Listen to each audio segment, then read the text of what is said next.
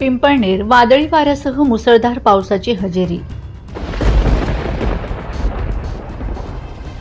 पिंपळनेर परिसरामध्ये मुसळधार पावसाने जनजीवन विस्कळीत झाले आहे। वादळी वाऱ्यासह आलेल्या पावसाने दुकानांचे पोस्टर हवेने उडाले, तसेच शेतीचे मोठे नुकसान झाले आहे।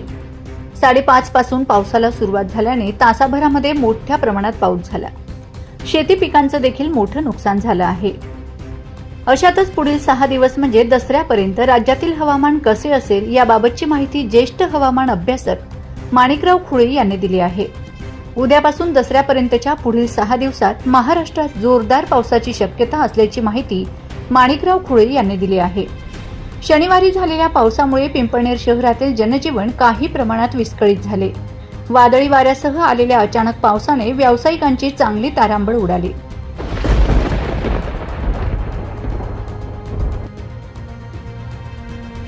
Bureau report, Navapur express news, Navapur.